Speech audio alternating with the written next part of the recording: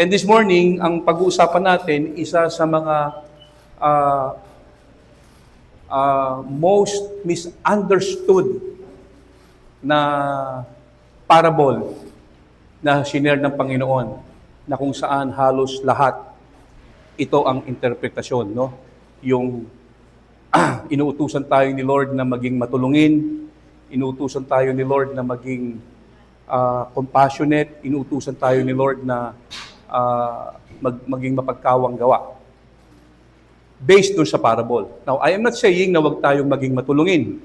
I am not saying na wag tayong maging maawain. I am not saying na wag tayong maging mapagkawang gawa. Sapagkat bilang Kristiyano, dapat lang. Tama ba? Pero, ang nagiging problema, yun ang interpretasyon nila sa parable na to. And, may idea na ba kayo kung ano yung parable na tinutukoy ko?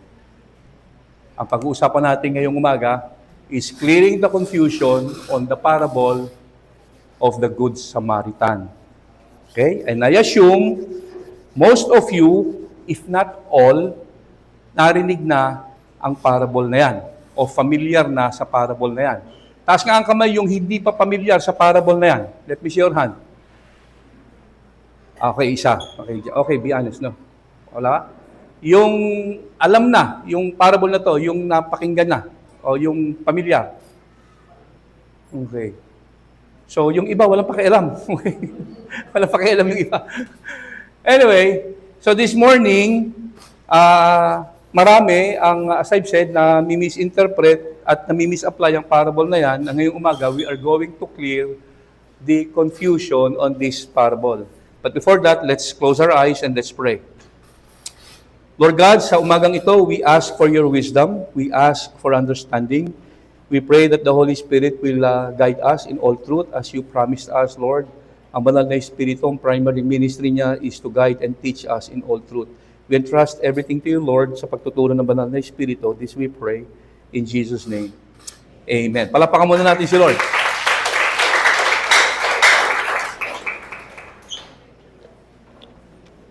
I remember nung kasagsagan ng pandemic, merong isang police enforcer na binansagang Good Samaritan.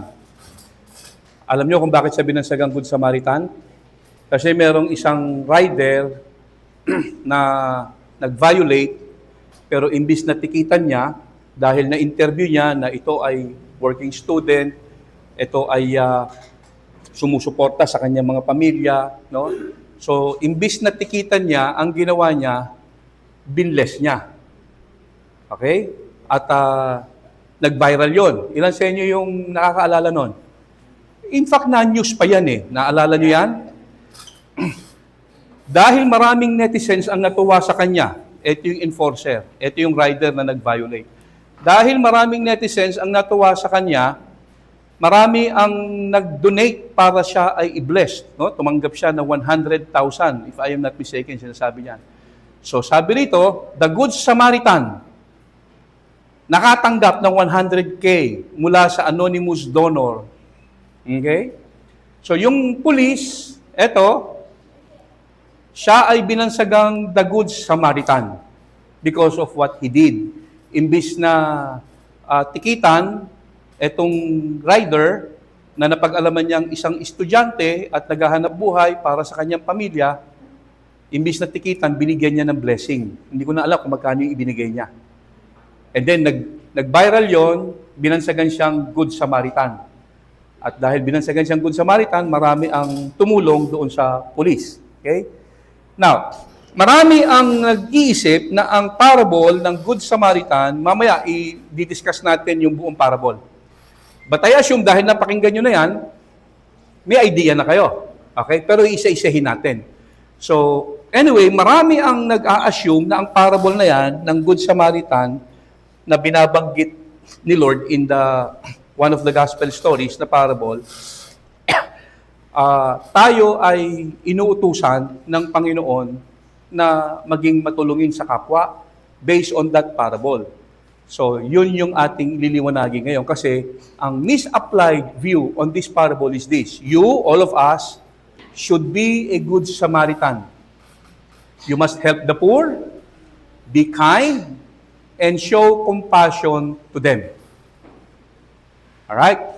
So, ang application ng marami doon sa parable, inuutusan tayo ng Lord also to be a good Samaritan. Bakit ganon ang naging conclusion at interpretation? That is because at the end of the parable, tinapos ni Lord yung parable sa ganitong pananalita. Sabi ni Lord, Jesus said to him, yung kausap niya, na kung saan isinare niya ang parable of the Good Samaritan, go and do likewise. Dahil dyan sa panghuling pananalita ni Lord, go and do likewise, halos lahat na nagbasa ng parable, ininterpret yung parable of the Good Samaritan that the Lord wants us to do the same. Help the poor, show compassion to them, and be kind to them. Again, don't get me wrong. Bilang Kristiyano, marapat lamang tumulong tayo sa nangangailangan. We should help the poor, we should be kind to all, and show compassion to everybody. Okay? So, kiniklear ko lang. Lahat ng mga Kristiyano dapat automatic meron tayong ganong desire. Maging matulungin sa kapwa, maging mapagbigay, at lahat ng nangangailangan, kung meron tayong maitutulong, maging helpful tayo. Dapat lang yon. But the question is, yung ba ang itinuturo ng parable? Kasi every time we see people na tumulong sa kapwa, we call them Good Samaritan. Tama? Kasi ginaya daw niya yung ginawa ng Good Samaritan. At ang interpretation ng lahat, kasi inuutusan tayo ni Lord, go and do likewise. And so therefore, ang misapplied view sa parable of the Good Samaritan is, we must be a good Samaritan. Lahat ng Christians. Alright. Now, etong tanong. Ano ang intended meaning talaga ni Lord nang i-share niya ang parable na to? Talaga bang the Lord wants us to be a good Samaritan? Who says yes? Who says no? So halos lahat kayo ngayon walang pakialam na. Kanina konti lang walang pakialam eh. Ngayon lahat na kayo wala nang pakialam. Anyway,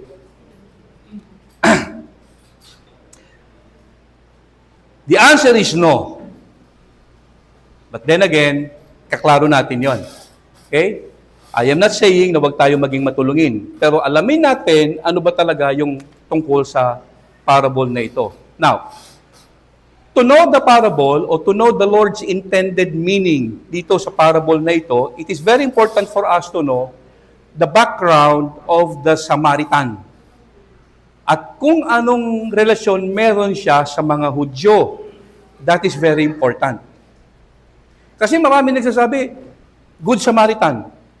Samaritan ba yung mamang yon, yung pulis? Dapat the good Bisaya. O the good Filipino. Pero we call them the Good Samaritan. Hindi naman Samaritan yon. So maraming mga nagko-quote, the Good Samaritan, they don't have any idea about what a Samaritan is. Di po ba? So alamin natin ngayon anong background ng Samaritan at anong relasyon meron siya sa mga Hudyo. Now, in John chapter 4, merong isang famous story na makakatulong ng malaki upang maunawaan natin ang relasyon ng mga Hudyo sa mga Samaritan at malaman natin ang konting background about them. Ilan sa inyo ang nakakaalam ng istoryang ito? Yung babae nakausap ni Lord sa balon. Ito ang istorya. John chapter 4, in verse 9, itong sabi, Then the woman of Samaria. So pag sinabing Samaritan, nakatira sa Samaria. Okay, malinaw? So kung ikaw ay nakatira sa Pilipinas, ano ka? Pilipino. Malinaw? Then the woman of Samaria said to him, How is it that you, being a Jew, ask a drink from me, a Samaritan woman? Look at this. For Jews have no dealings with Samaritan. Bakit ang mga Hudyo ay hindi nakikisalamuha sa mga Samaritan? Na imagine nanghingi lang si Lord ng tubig doon sa babae. Can you give me a drink? Anong sagot ng Samaritan? Teka muna. Nakalimutan mo ba, isa kang Hudyo, Samaritan ako?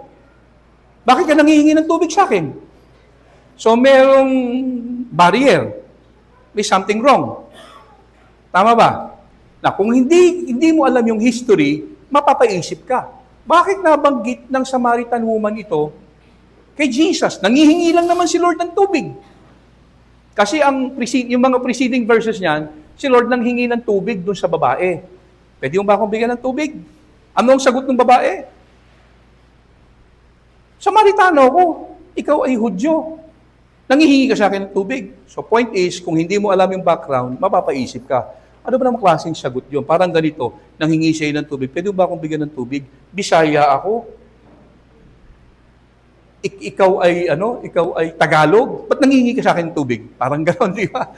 Parang ang labo ng sagot, di po ba?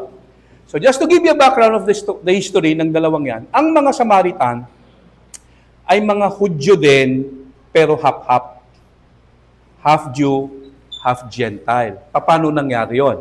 Okay, balikan natin ng konti ang history. Nung panahon ng mga Assyrians, o panahon muna ng Nebuchadnezzar, na-exile sila, tapos kukunti na lang ang natira doon sa kanilang bayan. Nung panahon ng mga Assyrians, lalo na silang nawala, kinuha sila, in-exile sila. Tapos ang ginawa ng mga Assyrians, nagtira ng konting mga Hudyo doon sa Samaria at saka sa Judah. Nang sa ganoon, hindi masira yung lupain, no? Meron pa rin mag-aalaga. Tapos, nagdala ang mga Assyrians ng mga bagong mga nakatira doon na citizen nila.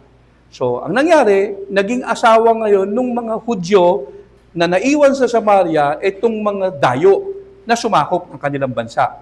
At ano ang naging anak? O di mistiso, Hudyo, at saka kung anong bansa yung naging nila, kung yan ay American, Phil-Am ang tawag. Tama?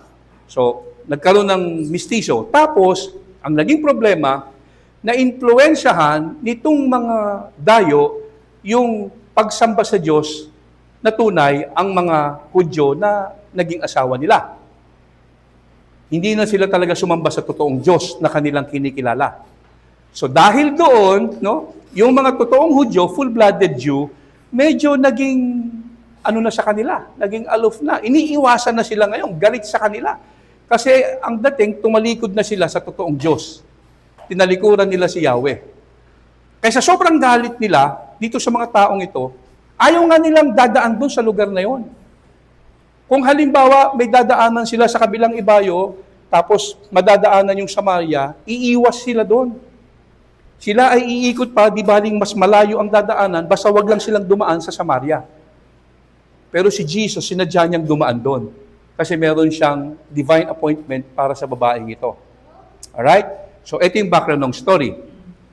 Ang mga Samaritan, hindi gusto ng mga Hudyo. Galit sila sa mga Samaritan. Bakit? Kasi ang tingin nila ay tumalikod na sa Diyos at mga traidor. Okay, so you have, nasusundan niyo ako? Alright. In John chapter 8, look at this. Ito, mabigat. Okay? Hindi lang medyo aloof ang mga Hudyo sa mga Samaritano. Meron pa silang ibang tingin sa mga Samaritan. Itong sabi ng John chapter 8. Then the Jews answered and said to him, referring to Christ, "Do we not say rightly that you are a Samaritan and have a demon?" Ang kausap nila dyan si Jesus. Wala silang makitang grounds para si Jesus ay kasuhan. So, ang ginawa na lang nila, kinriticize na lang nila si Jesus, pinagbintangan nila, "Hindi ba ikaw ay Samaritan?" At anong tingin nila sa mga Samaritan? May sapi. Ayan basahin nyo. "You are a Samaritan and have a demon." So ang tingin nila sa mga Samaritan, hindi lang medyo parang tumalikod kay Yahweh. Ang tingin nila may mga sapi. That is why, yung title na The Good Samaritan, hindi ito tatanggapin ng mga Hudyo. Kasi para sa kanila, ang mga Samaritan hindi good. Okay? Intindihan niyo ako. Para sa kanila, mga Samaritan, evil. Merong demon, may sapi. Andiyan po tayo. So, it's very important na alam natin itong background na to para alam natin paano siya i-interpret ng tama. Para sa mga Hudyo, Samaritans are evil. Now, having said that, puntahan ngayon natin yung parable. Ready na kayo? Okay, tingnan natin yung parable. In Luke chapter 10, verse 30, dito nagsimula ang parable. In reply, Jesus said, "A man was going down from Jerusalem to Jericho when he was attacked by robbers. They stripped him of his clothes, beat him, and went away, leaving him half dead." Okay, pause tayo saglit. Sabi dito, meron daw isang lalaki, isang galing Jerusalem. A man was going down from Jerusalem. Dahil siya ay galing sa Jerusalem, wag na natin pagdudahan, siya ay isang Hudyo. Alright? Tapos, habang siya daw ay naglalakbay papuntang Jericho, merong mga magnanakaw na siya ay hinold up. Okay? E siguro, habang siya ay naglalakad, pa-cellphone. Okay? So, hinold up siya. At pumalag siya. Anong ginawa sa kanya? Binugbog. At halos siya ay iwang walang malay. No? Binugbog, sobrang bugbog. So nakahandusay ngayon siya. Iniwan daw siya half dead. Pinagnakawan. And then, after that, ito sabi ng Bible, a priest. Kakaiba rin to si Lord, no? Gagawa lang ng example para i-criticize yung mga religious leader pa. A priest happened to be going down the same road. When he saw the man, he passed by on the other side. Ano daw nangyari? Meron daw na tiyempo, isang lalaki na napadaan, and it happened to be a priest. Nung makita daw yung lalaki na nakahandusay, anong ginawa ng priest? Umiwas. Okay? Tapos, tsaka siya dumaan. Now, ang tanong, bakit umiwas yung priests? Ano sa palagay niyo ang dahilan? Since hindi naman sinabi ng Lord ang dahilan, we can only speculate. Sabi ni Nico, nagmamadali. Pero may mas magandang dahilan doon, which I believe posible. Dahil karamihan sa atin, ito rin na posibleng gawin. The priest doesn't want to get involved. Diba? At madalas, ganyan din posible yung mangyari sa'yo. May nakita ka nakahandusay dyan? Pakikialam mo ba kagad? Hindi. Isipin mo, baka madamay ka pa. Okay? So, ang gagawin mo, observe ka lang, ano nangyari doon? Tapos chismis lang, di ba? Kayo ba ay kapag nakakita ng nakahandusay dyan, nilalapitan nyo kagad? At tutulungan nyo? O, bibidyo na lang, video. Magla-live ka pa. Okay? Okay. Di ba? So, yun yung first possible reason. He doesn't want to be involved. Pangalawang reason, kung hindi kayo familiar sa law ni Moses, hindi ka po pwedeng humawak sa isang taong iniisip mong patay na. You become unclean. Half dead eh. Malay niya ba kung patay na? So, kung mahawakan niya yon, the priest will become unclean. Hindi ngayon siya po pwedeng mag-minister because of being unclean. So, yun yung pangalawang dahilan. So, lumalabas, medyo justifiable. Kasi minsan kinukondemn kagad natin. Napakasama naman ng priest na yon. O, ilagay mo yung sarili mo sa kanyang lugar. Ikaw yung naglalakad doon, nakita mo. Tutulungan mo ba agad? O kukunin mo yung cellphone mo, ibibidyo mo, okay? Kasi madali tayong mag-condemn eh. Madali tayong, pag binasa mo, iniisip mo agad, ang sama-sama naman to, priest pa naman siya. Ilagay mo yung sarili mo. Ikaw yung nando doon. Baka ganun din ang gawin mo. Tama? Iiwas ka din. Kasi iniisip mo, baka madamay pa ako dyan. So, yun yung unang common reaction natin. And then after that, sabi ni Jesus, so to a Levite. Everybody say Levite. Alam niyo ba ang Levite? Ang Levite ay manggagawa ng templo. So para din siyang priests. Mas mababa lang ng kaunti ang kanyang posisyon, no? Pero siya ay worker. Sabi dito, when he came to the place and saw him, passed by on the other side. So parehas ngayon sila.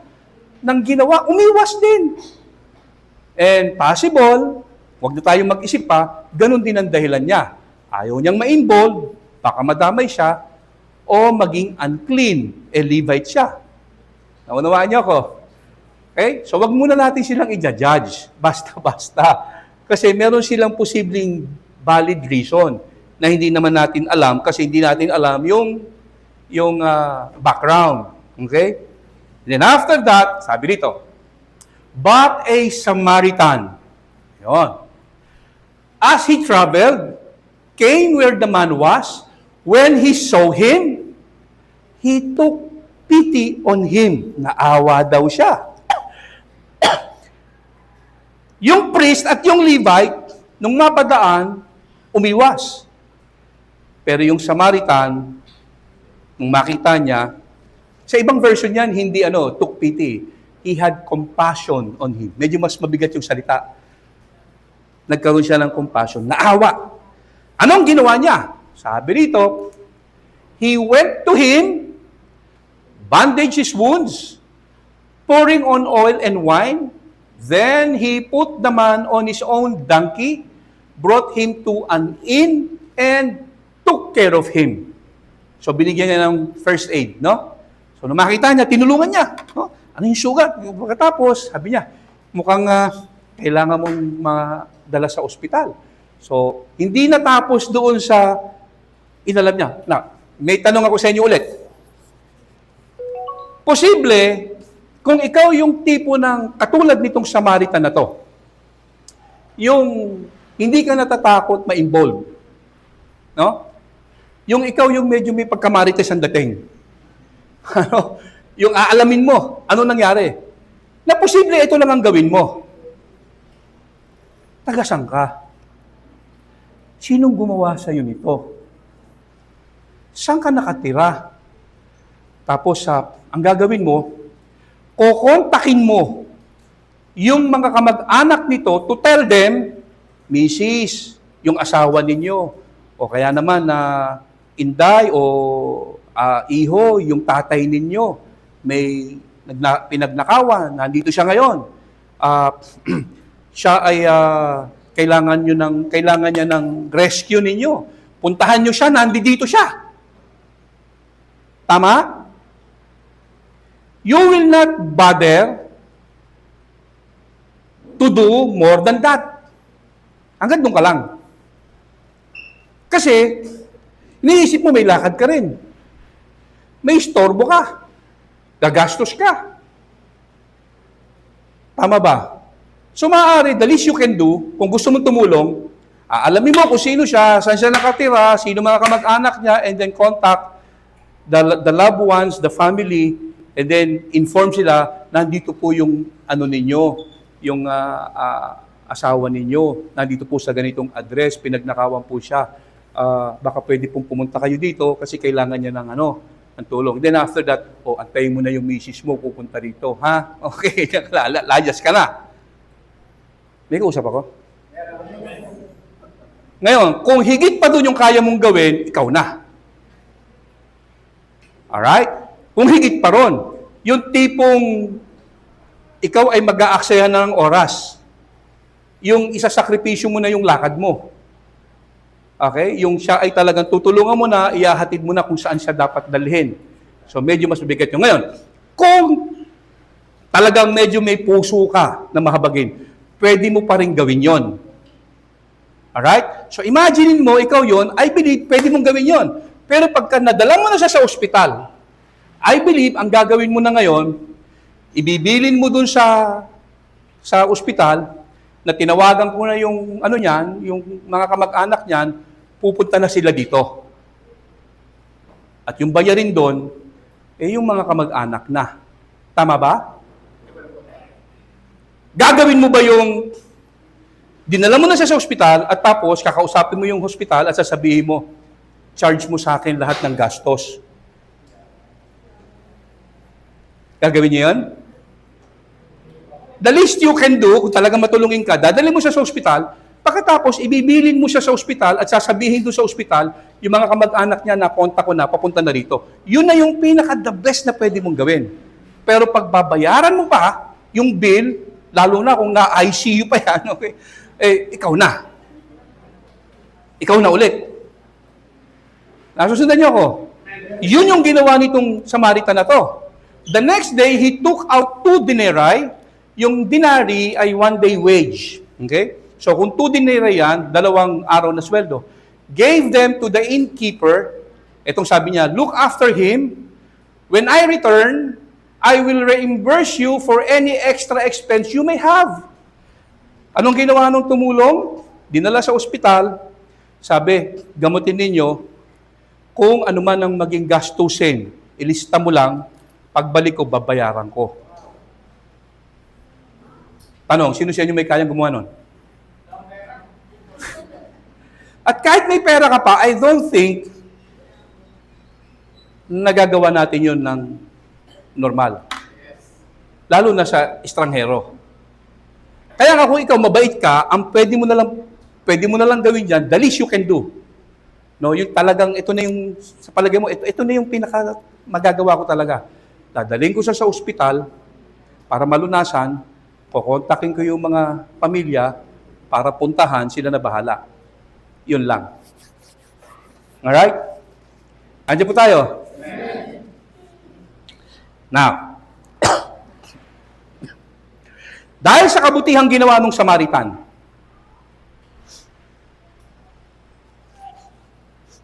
doon sa lalaking binugbog, doon sa lalaking iniwang half-dead, pagkatapos nakaramdam siya ng compassion, naging all out sa pagtulong. And we can say, what he had done was extraordinary. Hindi normal yon. Tama? Yung ikaw na nagdala sa ospital, ikaw pa magbabayad ng bill. Hindi mo kilala yung tao. So that was extraordinary.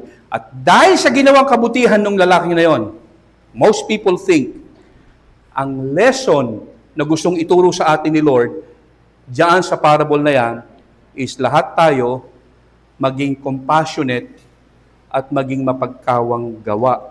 Gayahin yung ginawa ng Samaritan. Now, kung ito lang ang talagang mababasa natin, yan lang. Maari mong maisip, yun ang tinuturo. Nasusundan niyo yung sinasabi ko? Kung yan lang ang mababasa mo, you can easily conclude, yun ang lesson na gustong ituro ni Lord. For us to become like the man who helped the needy. But how many of you know, merong ibang dahilan kung bakit shinare ni Lord ang parable na yan. Ang parable na yan may context. At para malaman mo yung intended meaning, you have to read the context. Tama ba? Now, alam nyo ba, ang parable na to is actually a story inside a story.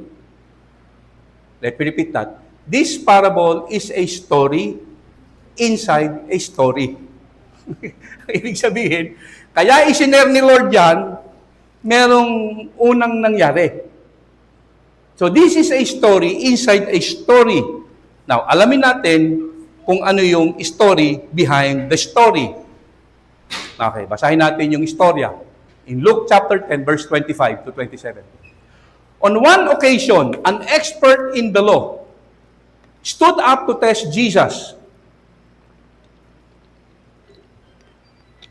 Teacher, he asked, what must I do to inherit eternal life? So meron daw isang araw na lumapit kay Jesus, isang mangangaral, teacher of the law, and he asked, I believe, the most important question that everybody should know the answer. Ano yung tanong niya? What must I do to inherit eternal life? Anong dapat kong gawin para ako'y maligtas? Agree ba kayo? that is the most important question that everybody should know the answer? Tama ba?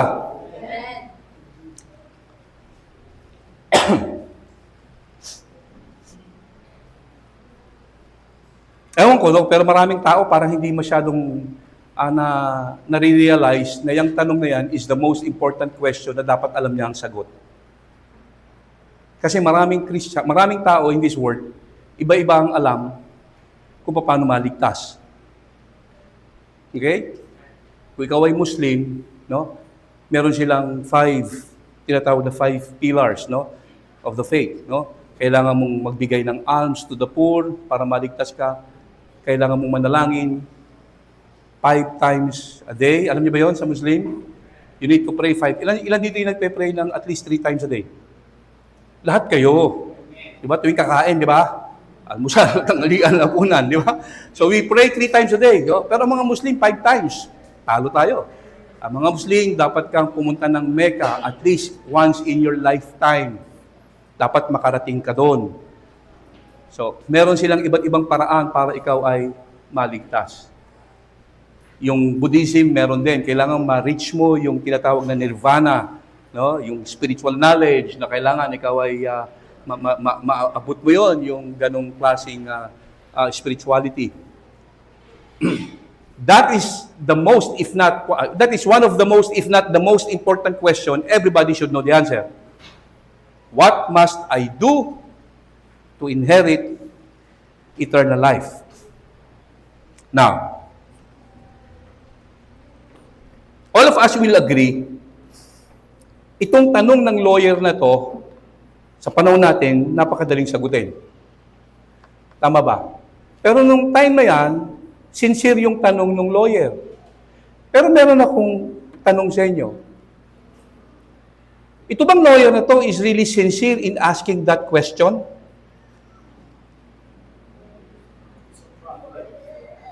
Tingnan nyo to. Sabi dito, on one occasion, an expert in the law stood up to test Jesus. At alam ni Jesus na itong mamang ito, nagtanong sa kanya ng isang napakahalagang tanong, pero hindi ito talaga sincere sa kanyang tanong. Tinanong niya ito just to test him. Kung sincere ang tanong, alam niyo kung ano dapat sagot ni Lord? Etong sagot ni Lord kung sincere. Most assuredly, I say to you, he who believes in me has eternal life. Tama ba? Andiyan kayo? Pero ano ang sinagot ni Lord? Nung nagtanong, etong sagot niya. What is written in the law? He replied, how do you read it? Pansin niyo ba? Bakit hindi sinagot ni Lord ng, do you want to receive everlasting life? Believe in me. Ba't hindi ganon? Kuha niyo. That is because Jesus itong mamang ito, he knew very well, he came just to test him. Kaya ano sabi niya? Okay, sige. Ano ba nakasulat sa law? Since you are a teacher of the law. How do you read it? Etong sabi ng mama. He answered, love the Lord your God with all your heart, with all your soul, with all your strength, with all your mind. And love your neighbor as yourself. So yung entire law, sinum up niya in 2 commandments, which is true. Kasi pagka sinunod mo yung 2 utos na yan, the entire 613 commandments, nasunod mo na. If you love your neighbor as you love yourself, nasunod mo na yung 10 commandments. Tama ba? Kasi anong sabi sa 10 commandments? Huwag kang magnanakaw. Kung mahal mo ang kapwa mo, hindi mo siya nanakawan. Tama? Huwag kang magsisinungaling. Kung mahal mo ang kapwa mo, hindi mo siya pagsisinungalingan. So the entire commandment, 10 commandments, is summed up into 1 commandment. Love your neighbor. Nung marinig ito ni Jesus, yung sagot na yan, okay? Which is very, very, very, very accurate answer. Itong reply ni Jesus. You have answered correctly. Do this, and you will live. So parang sinasabi ni Lord, tama ka. Gawin mo yan kung masusunod mo. And you will be saved. You will live. You will receive everlasting life. Mahahanap mo makukuha mo yung hinahanap mo. Okay? Now, anong sagot ng mama? Ito sagot ng mama. But he wanted to justify himself, so he asked, and who is my neighbor? Kasi tanong sabi ni Jesus, what is written in the law? Gusto mong maligtas? Okay, what is written in the law? Love your neighbor. Sabi niya, love your neighbor as yourself. Sabi niya, okay, sige, gawin mo yun, and then you will live. And then tanong niya, who is my neighbor?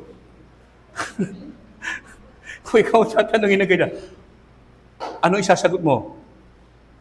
Pambihira ka naman, ba't ako tatanungin mo? Kapitbahay mo yun ako. Kapitbahay mo ako tatanungin mo. Of course, this is deeper than that. Hindi ito yung kapitbahay mo lang na neighbor. This is deeper, no? Yung sinasabi niya ganyan, no? So, dapat maunawaan natin. So, ang sagot ng lawyer, who is my neighbor? He wanted to justify himself. And bakit na tinanong yun? You know why? He wants to be specific. Kasi, if loving my neighbor, if loving my neighbor will enable me to enter heaven and to have everlasting life, I need to know who is my neighbor. Lawyer to eh. Kung mahalin ko ang aking kapwa, ang magdadala sa akin para maligtas at magmana ng buhay na walang hanggan, dapat akong makatiyak, sino yung kapwa ko na mamahalin ko? Who is my neighbor? Then, after hearing that, doon na ngayon sinabi ni Lord yung parable. In reply, Jesus said, a man was going down from Jerusalem. Doon niya ngayon shiner yung parable of the Good Samaritan. Tungkol sa ng Good Samaritan na parable. Jesus shared this parable in answer to a question. What is the question? Ano dapat kong gawin para maligtas? Hindi, tama naman yun eh. Anong dapat kong gawin para maligtas? Ano sabi ni Jesus? Ano nakasulat sa kautusan? Mahalin ko ang kapwa ko. Okay, sige. Gawin mo yan. And who is my neighbor? Pero ang bottom line is, sinasagot ni Lord ang napakahalagang tanong. Ano yon? Yung pinaka-core na tanong, pinaka-ugat ng tanong, ano ang dapat kong gawin para maligtas? Second question, follow-up question, who is my neighbor?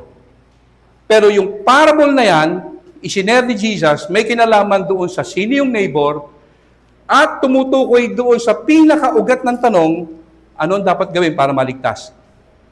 Ngayon, after sharing yung parable, nakita na natin, no? Doon sa parable, sabi niya, merong isang lalaki, hinold up, binugbog, iniwan, half dead. And then, merong isang priest, nakita, imbis na tulungan, umiwas. Merong isang Levite, nakita, imbis na tulungan, umiwas. Tapos merong isang Samaritan, nung makita, tinulungan. Hindi pa nakontentong tinulungan, dinala pa sa ospital. Hindi pa nakontento nun, binayaran pa yung bill. Hindi pa nakontento nun, kung meron pang susunod na bill, sagot niya. And then, nagtanong uli si Jesus sa kanya. No? Ano yung tanong ni Jesus sa kanya? Napakahalaga ng tanong ni Jesus eh. Sabi ni Jesus, which of these three, the priests, the Levites, or the Samaritan, was a neighbor to the man who fell into the hands of robbers? Yun ang tanong ni Lord. Sinare niya ngayon yung parable. Ano ang sagot ng mama? Look at this. The expert in the law replied, the one who had mercy on him. And then yung panghuling pananalita, Jesus told him, go and do likewise. Now, meron akong tanong sa inyo. Tama ba yung sagot nung lawyer na ito yung neighbor, the one who had mercy on him? Is it correct? Who says yes? Confused na kayo. Yes, it's correct. It's correct. Pero ano napansin nyo? Siguro kung si Nico ang tinanong, Nico, sino sa tatlo ang talagang lalabas na neighbor nung mama? Palagay ko, straightforward ang sagot ni Nico. Lord, tinatanong pa ba yan? The Samaritan. Bakit pinahaba niya pa? The one who had mercy on him. Tingin kayo sa harapan. Hindi niya kayang banggitin yung salitang Samaritan. Bakit? Galit ang Hudyo sa Samaritan. Ang tingin nga nila may sapi. Ayaw nga nilang makipag-associate sa mga Samaritan. Hihingi nga lang ng tubig ang Hudyo. Ba't humingi ka sa akin, Samaritan ako? Sabi nung Samaritan, Samaritan ako, okay lang sa'yo, nabibigyan kitang tubig. Di ba galit kayo sa amin? You see, nang sabihin ni Jesus, gusto mong pumuntang langit, love your neighbor. Nung tanongin ni Jesus, sino yung neighbor dun sa tatlo ng taong nagawa ng atraso? Hindi niya mabanggit yung Samaritan na salita. Ano ang pinupunto? Ang tinuturo ni Lord dito sa mamang ito is this. Jesus showed the teacher of the law. He cannot be saved by keeping the law. Yun yung lesson ng parable of the Good Samaritan. Walang kinalaman doon sa dapat natin siyang gayahin dahil yun yung parable. Tingin kayo sa harapan. Uulitin ko. Marapat lamang maging matulungin tayo, maging mabait tayo, kagaya nung ginawa ng Good Samaritan. Pero hindi yon ang lesson na itinuro ni Lord patungkol sa parable. Meron siyang dinidil na isang mahalagang tanong. What must I do to inherit eternal life? Yun ang tanong. At dahil yung mama, iniisip niya, teacher of the law siya, ang alam nilang paraan para maligtas is obeying the law. Ang sabi ni Lord, okay, kukwentuhan kita. After telling him the story, pinakita ni Lord, ni hindi mo mabanggit yung word na Samaritan. You cannot love your neighbor. If loving your neighbor as yourself will give you eternal life, will enable you to enter the kingdom of God, bagsak ka na. Because you cannot love your neighbor. In other words, pinakita ni Lord dito sa teacher of the law na to, kahit sino, he cannot be saved by keeping the law. At naliwanagan si Apostol Pablo dyan na isang Pariseo. Nung isulat na ni Apostol Pablo ang kanyang letter, anong sabi niya? Nobody can be justified by keeping the law. We can only be saved in one thing, one reason. Jesus Christ, accept Him, put your trust in Him, believe in Him, call upon Him, wala nang iba. Hindi ka masasave by keeping the law. Yun ang tinuturo ng parable na to. May natutunan tayo? Palakpakan natin ang Panginoon.